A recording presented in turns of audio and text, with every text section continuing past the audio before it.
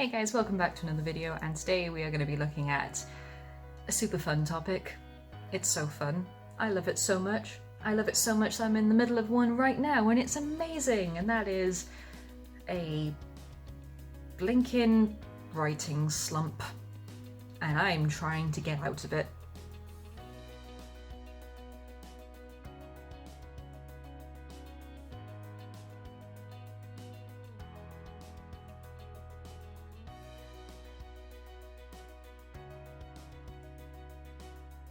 Despite what I said not even a few videos ago, like 2 videos ago, maybe less, something like that, I said that I was doing really well and that I'd finished rewriting my 3rd draft or something like that for the first branded book, and I was a few chapters into the 2nd, and I just wanted to not lose this momentum and power through, and that was my first mistake.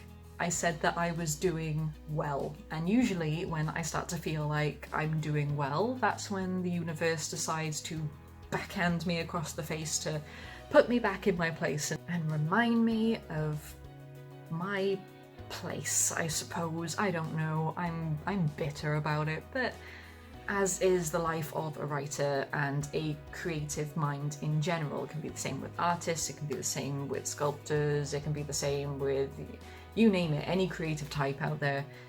You just get in a slump where your brain just decides that they don't want to participate in whatever you want to do anymore, and motivation runs dry, and you're just left sitting there wondering what you did wrong. I don't know how it happened, it just hit out of nowhere. I just sat down one day to write and I just couldn't.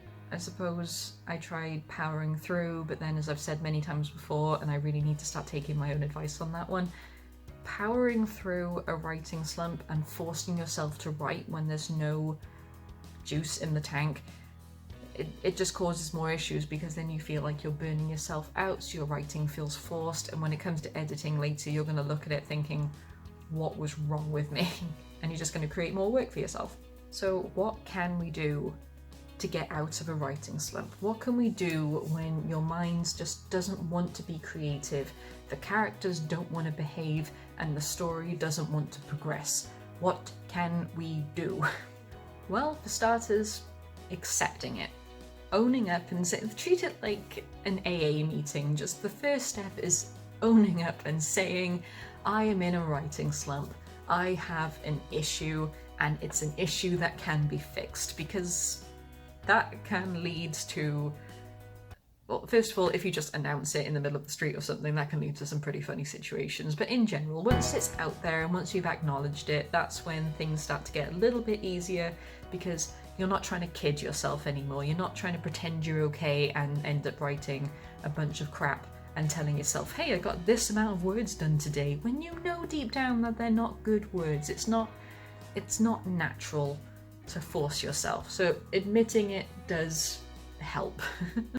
I'll be honest and say I'm not a Pinterest person. Now, I love Pinterest, and I've made boards I made a board for my wedding, I made boards for like fandoms and stuff like that.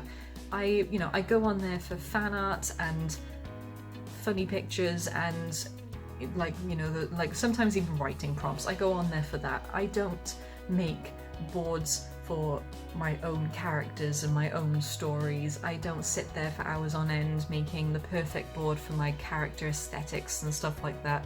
I admire people that do, and I can see how it brings some creativity and you just end up deep diving into your character's mind, and I get that, I really do, and I do think that it does look really fun.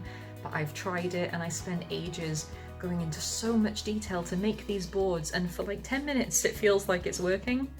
But then as soon as they're done, I never look at them again. I forget they exist. I just forget. I don't do it enough for me to warrant looking at it again. So the board just feels like an entire waste of time. I never look at them again, and by the time I do remember that I've made these things, the characters have already developed at that point, so they don't really fit anymore. It just doesn't suit me. That's just me. I love Pinterest, but I'm not a Pinterest boarder, I suppose. Other things that I do, I try to take it in my stride at first. Like lie. I do try and power through at first, even though I know it doesn't work. There's that little stubborn cow in me. I'm a Taurus. Stubborn cow is in my nature, so that's just me. I do try and power through and then get frustrated when it blatantly doesn't work. So afterwards I try and do the complete opposite and just accept it and try something else. I will take a few days away from writing and do something else. I've really caught up on my reading. I've gotten back into a few games, you know, just little things to break up what was my routine. And usually that does help because I've taken a break and then something out of nowhere, whether it'll be something in a game or a particular writing style, where it'll just be like, oh, that's good. Wait a minute. That's similar to something else, or I could do something like this, and the wheels start turning again, and it does help. But when it doesn't, it doesn't. There are so many writing prompts online that you can try and go to, but at the end of the day, that is still writing, so it's probably still gonna drain the juices. Oh, drain the juices sounds really wrong. But you know what I mean. Trying art in a different medium, try drawing, try painting, try doing something creative that you normally wouldn't. That's why I ended up making those bloody origami things, because they're fun and you can just turn your brain off or channel it in a different way. And then because you've been so focused on one thing, then you open yourself up to more things, and then you can go back and forth, and this doesn't make any sense, but you're just trying a new form of creativity that you weren't before, and that can actually open up a few doors for you. So just try something new.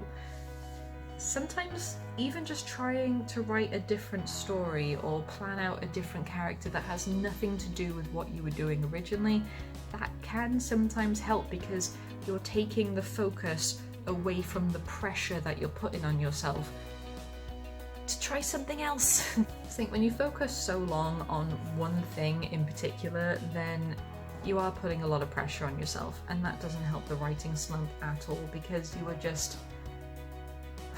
you're crushing yourself basically. So when you do give yourself a chance to try something new or try a different project or write something completely different, even just like trying to go for a run every now and again, go for a run, do some exercise. You can just switch your brain off for a while and let your body do the work instead. It's great.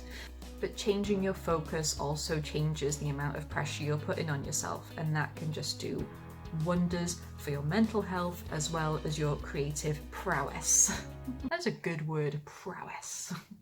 As much as we don't want to admit it, sometimes all we need is a little bit of praise. Sometimes just biting the bullet and showing people your work, whether it's just an extract or like a beta reader, or even just a friend that you just think, hey, do you mind checking out this? And you know, you can do the whole, oh, it's gonna be crap, but can you please have a look at it anyway? It's gonna be rubbish, you're gonna hate it, but can you please look at it? or maybe that's just me. But just sometimes letting people in and seeing what you've done so far can really open up your mind, because it's a new pair of eyes to shine a light on things that you might not have seen before, things that you could improve on. And once you've got a target and an aim and a little bit of praise and reassurance that things are gonna be okay, it can get you back in the mood, because you think, maybe I'm not just writing for me anymore. You know, writing for me is a good thing, but the fact that someone else kind of maybe sort of likes my work shows that I could be writing for other people as well. Oh, people want to see more of my work. I should get on this. Inspiration, motivation, and goals. Of course, you do have to, you know, get over the horrible, horrible fact that you have to show someone your work, but just sometimes that little bit of praise and encouragement are all people need to give them a bit of a boost. Don't go trying to set yourself massive goals. Like, don't try and pretend like you're going through a NaNoWriMo when you're not, because again, that adds more pressure on you and it can just stunt the creativity, because you're so focused on word count that they might not even be good words. It might not be a good story if you're just doing it for the word counts, just to say, hey, I'm not in a writing slump because I wrote 10,000 words in 2 days. You have to give yourself smaller, realistic goals that you can achieve, because once you know, just little things like 500 words a day. Maybe reach the end of a chapter. Maybe finish fleshing out a character profile if you do character profiles. Just little things like that, because they're small goals that you can tick off so easily. And again, it goes back to the encouragement thing. If once you feel like you have accomplished something, you feel, okay, well maybe I could accomplish a bit more. Maybe tomorrow I could push myself a little bit further. And you're building yourself back up. When you're in a writing slump, you can't just jump on in head first and expect everything to go back to the way they were when you were, you know, writing in the writing prime or whatever you want to call it. Things take time to rebuild. It's like after you take a break from anything, like you can't expect to, let's say you run a marathon once, about 10 years ago, and you haven't really done any running since. No way in hell can you just go back and do a marathon straight away. You've taken a break. You've turned off your mind to this little section. You need to build it back up, and it's the same when you're in a slump.